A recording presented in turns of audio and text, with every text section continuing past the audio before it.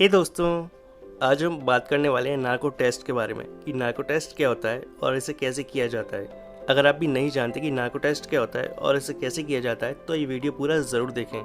पर वीडियो शुरू करने से पहले आपसे एक छोटी सी रिक्वेस्ट करना चाहूँगा कि अगर आप इस चैनल पर नए हैं तो प्लीज़ इस चैनल को सब्सक्राइब कर लें और बेल आइकन भी दबा दें, जिससे आपको हमारे वीडियोज़ के नोटिफिकेशन मिलते रहें। दोस्तों, कुछ अपराधी ऐसे होते हैं जो पुलिस के दबाव के कारण अपना क्राइम कबूल कर लेते हैं और सब कुछ सच सच बता देते हैं, जबकि कुछ अपराधी ऐसे होते हैं जो किसी भी कीमत पर सच नहीं बोलते। तो ऐसे अपराधियों से सच उगलवाने के लिए नार्को टेस्ट किया जाता है। हमारे देश की क्राइम एजेंसी सीबीआई भी अपने अपराधियों से सच उगलवाने के लिए इस टेस्ट का इस्तेमाल करती है और इस टेस्ट में अपराधी को कुछ दवाइयाँ दी जाती हैं जिससे वो सच बोलने लगता है। ऐसा नहीं है कि इस टेस्ट में अपराधी हर बार सच बता देता है। कई बार इस टेस्ट के दौरान अपराधी बेहोश हो जाता है, जिसके कारण सच का पता नहीं चल पाता। बता दें कि इस टेस्ट को investigation officer, doctor, forensic expert और साइकोलॉजिस्ट की मौजूदगी में किया जाता है। इस टेस्ट में अपराधी को या फिर किसी व्यक्ति को ट्रुथ ड्रग नाम की एक साइकोएक्टिव दवा दी जाती है या फिर सोडियम पेंटोथॉल का इंजेक्शन लगाया जाता है और इस दवाई के असर करते ही व्यक्ति ऐसी अवस्था में पहुंच जाता है। यह व्यक्ति पूरी तरह से बेहोश भी नहीं होता और पूरी तरह से होश में भी नहीं रहता। ये इन दोनों के बीच की स्थिति होती है जिसमें व्यक्ति ज़्यादा बोल नहीं पाता।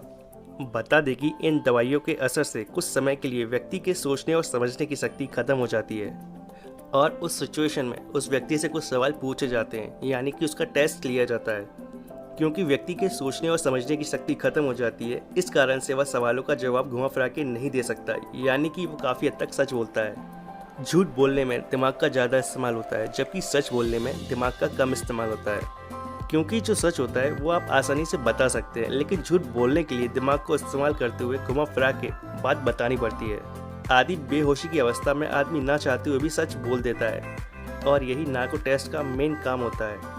बता दें कि नार्को टेस्ट में व्यक्ति से सिर्फ सच ही नहीं उगलवाया जाता, बल्कि उसकी बॉडी का रिएक्शन भी देखा जाता है।